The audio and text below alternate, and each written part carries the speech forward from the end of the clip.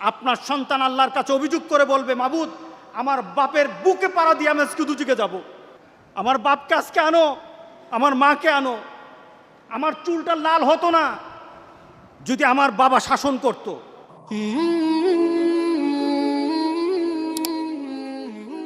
রাসূল সাল্লাল্লাহু আলাইহি সাল্লাম প্রত্যেকটি মানুষকে বলেছেন, কুল্লুকুম রাইন কুল্লুকুম মাসউলুন আন রাইয়াতিহি। সবাই এক একজন রাখাল। রাসূল সাল্লাল্লাহু আলাইহি সাল্লাম বলতেন, আমি রাখাল, আমি আমার উম্মতের জন্য রাখাল। আমার উম্মত যদি এদিক ওদিক ছুটে যায়, আমি এই উম্মতগুলিকে সুন্দর করে গুছিয়ে আমি একটা জায়গায় রাখি, যেন জান্নাতে নেওয়া যাওয়া যায়, যেন আমার উম্মতকে জান্নাতে নেওয়া যায়। এর জন্য আমি আমার উম্মতের জন্য রাখাল। শুধু তাই নয়, রাসূল বলেছেন প্রত্যেকটি উম্মত, আমার উম্মত রাখালের দায়িত্ব পালন করে। তো গত অনুষ্ঠানটা ছিল অত্যন্ত প্রাণবন্ত অনুষ্ঠান, দেখে অনেক উজ্জীবিত হয়েছে। যখন এটা সবাই অনেক পরবর্তীতে যখন এটা অনলাইন করা হলো, ছেড়ে দেওয়া হলো, লক্ষ লক্ষ মানুষ দেখলো, সবাই আন্তরিক হয়ে বলল এমন প্রচেষ্টা আমাদের সমাজে চালানো দরকার। এই প্রচেষ্টাগুলি চলে আসছে বিভিন্ন দেশে। আপনি আপনার সন্তানকে নামাজি বানাতে হবে, আপনি আপনার সন্তানকে নামাজে আনার জন্য প্রচেষ্টা চালাতে হবে, যে কোনোভাবে হোক, যে কোনোভাবে হোক, আদর দিয়ে হোক, লুপ দিয়ে হোক, তাকে বিভিন্ন জিনিসের প্রতি তাকে আকর্ষণ দিয়ে হোক, শাসন করে হোক, নামাজি বানাতে হবে, নামাজি বানাতে হবে। নতুবা কাল হাসুরের দিন আপনার আমার জন্য কিন্তু মারাত্মক একটা ঘোষণা রয়ে গেছে, বিপদ রয়ে গেছে। কাল হাসুরের দিন আল্লাহ সুবহানাহু ওয়া তাআলার কাছে ওই সন্তানগুলি দাঁড়িয়ে বলবে, নাজআলহুমা তাহতা আকদামিনা লিয়াকুনা মিনাল আসফালিন। রব্বুল আলামিন আজকে যারা আমার বাপ, আমার মা, আমার পরিবারের কোনো সদস্য, আমার পরিবারের কোনো ব্যক্তি যারা নিজেরা নামাজ হয়তো পড়তো, কিন্তু আমাকে নামাজমুখী করে নাই, আমাকে কল্যাণমুখী করে নাই, আমাকে তোমাকে চিনায় নাই, তোমার হাবিবের রেখে যাওয়া কর্মকে বুঝায় নাই। সব বুঝিয়েছে কিন্তু এই নীতি বুঝায় নাই। আল্লাহ সুবহানাহু ওয়া তাআলা বলেন, তোমার ওই সন্তান আমার সামনে দাঁড়িয়ে যাবে, তুমি থাকবা, তোমার সন্তানও থাকবে, আমার কাছে অভিযোগ করবে, রব্বানা আতানা সাদাতানা ওয়া কুবরাআনা ফাআদাল্লুনা সাবিলা রব্বানা আতিহিম যায়ফাইন মিনাল আযাব ওয়ালআনহুম লানান কাবীরা। এখানে বলা হয়েছে সাদাতানা ওয়া কুবরাআনা, আমার মুরব্বী, আমার নেতা যারা ছিল তারা আমাকে দিন শিখায় নাই। আবার অপর আয়াতে আল্লাহ বলেছেন, সন্তান দাঁড়িয়ে বলবে, মাবুদ আমার বাবা, আমার পরিবারের আত্মীয় স্বজন, আমার পরিচিত জন কেউ আমাকে নামাজের কথা বলে নাই, রাস্তা দিয়ে হেঁটে গেছে, আমাকে পরিবর্তনের কথা বলে নাই।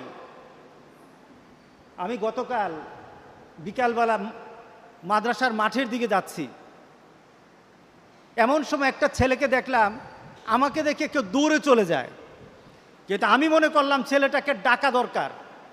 ছেলের বাবা হতো অন্ধ, ছেলের বাবা হতো বুঝে না, মা বুঝে না, এই ছেলেটা দুজুকের দিকে চলে যাচ্ছে। ছেলের বাবা হয়তো বুঝে না যে আমার ছেলেটাকে আমি ধ্বংস করে দিচ্ছি। আমি ছেলেটাকে দৌড়িয়ে আনলাম, সে ভাগতেছিল, আমি বললাম এদিকে আয়, ভাগিস না। ছেলেটাকে কাছে এনে বললাম, তুই যে চুলটাকে লাল করেছিস, চুলটা লাল, তোর আব্বাকে বলিস আমার সাথে দেখা করতে। অনেকে চিন্তা করবে আমার ছেলে যেভাবে চলে আপনার কি, আমার কিছু না, আমার তো কিছু না। আপনার ছেলে যদি হারামি করে আমার কিছু না, আপনার ছেলে যদি বেনামাজি হয় আমার কিছু না। রাস্তায় যখন হাঁটতে বের হই দেখা যায় ছেলেরা ২০-২৫ জন দাঁড়িয়ে গল্পগুজব করে 20-25 জন, কিন্তু এই ছেলেগুলি কোনো সময় মসজিদে পাই না আমরা। এই ছেলেগুলিকে মসজিদে দেখি না। যেই বাবারা এই সন্তানের জন্য প্রচেষ্টা চালায় না, বাপ নামের কলঙ্ক তারা আখিরাতে নাজআলহুমা তাহতা আকদামিনা। আপনার সন্তান আল্লাহর কাছে অভিযোগ করে বলবে, মাবুদ আমার বাপের বুকে পাড়া দিয়ে আমি আজকে দুদিকে যাব। আমার বাপকে আজকে আনো, আমার মাকে আনো। আমার চুলটা লাল হতো না যদি আমার বাবা শাসন করত। আমার চুলটা লাল হয়ে এদিক ওদিক যেত না যদি আমার বাপ আমাকে বুঝাতো। যদি আমার বাপ আমাকে বলতো 5 ওয়াক্ত নামাজ পড়বি, তোর জন্য পুরস্কার আছে, 5 ওয়াক্ত নামাজ পড়বি, না পড়লে কিন্তু শাসন আছে, এই কথা যদি বলতো, তাহলে আমি আজকে খারাপ হতাম না। অনেক দিন আগের এক ঘটনা,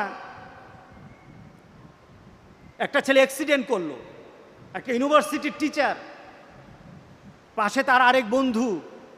ওই ছেলেটা ছিল নামাজি, আর যে ছেলেটা অ্যাক্সিডেন্ট করেছে গাড়ি ড্রাইভ করা অবস্থায়, ওই ছেলেটা বড় লোকের ছেলে ছিল, পয়সাওয়ালা ধনীর ছেলে। আল্লাহ কি আল্লাহর লাগে নাকি? নামাজ কি নামাজ আর লাগে নাকি? মুহাম্মদ সাল্লাল্লাহু আলাইহি সাল্লামের নীতি কি? এই নীতি ছাড়াই তো সুন্দর নীতি আমরা পাই। ওরা আল্লাহ রাসূলের শিক্ষা পায় নাই, পরিবার থেকে শিক্ষা পায় নাই, অ্যাক্সিডেন্ট করলো। যে ছেলে পাশে বসা ছিল নামাজি ছেলে, ওই ছেলেটা ইনজুরি হলো, সেই হালকা আহত হয়েছে। আর এই ছেলেটা খুব বেশি ইনজুরি হয়ে হসপিটালে ভর্তি, অ্যাপোলোতে ভর্তি। মা অনেক পয়সাওয়ালা, বাবা অনেক পয়সাওয়ালা। ছেলের ব্যাপারে বলা হলো লাইফ সাপোর্টে ছেলে, মার পাশে ওই ছেলেটা বসা। ছেলেকে কিন্তু মাঝে মাঝে ক্রিটিসাইজ করতো এই ছেলেকে, কারণ এই ছেলে নামাজ পড়ে, এই ছেলের দাঁড়িয়ে আছে, ক্রিটিসাইজ করতো। এবার মা কেঁদে কেঁদে ওই ছেলেটাকে বলে, তার বন্ধুকে বলে, বাবা আমার ছেলে কিন্তু নামাজ পড়তে জানতো না, আমার ছেলে কিন্তু কোরআন পড়তে জানতো না, বাবা তুমি একটু দোয়া করো না, আমার ছেলেটাকে যেন আল্লাহ ভালো করে দেয়, আমার ছেলেকে যেন আল্লাহ ভালো করে দেয়। আমার ছেলে তো দিনদারি শিখে নাই, দিনদারি পারে নাই, আমিও তো কিছু বুঝি না।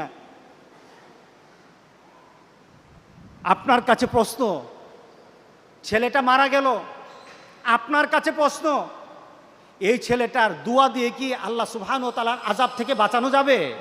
না, দোয়া দিয়ে বাঁচানো যাবে না। ছেলে যখন, গ্রামের একটা কথা আছে,